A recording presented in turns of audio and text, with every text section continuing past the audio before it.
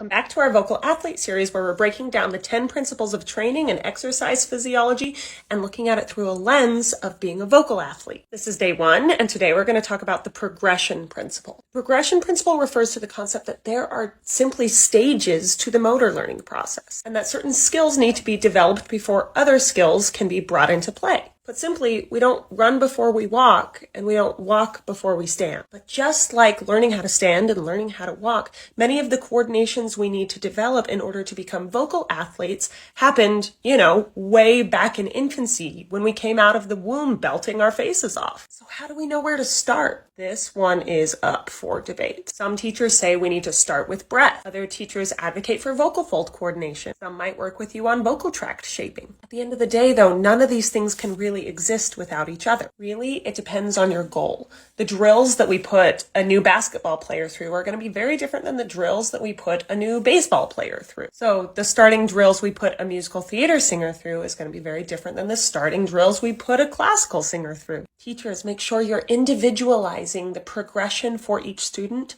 And students, make sure that you check in with your teachers about your own goals so that you can get an appropriate progression for the goals that you have. Next up, we're going to look at the overload principle. So if you want to learn more, like and follow.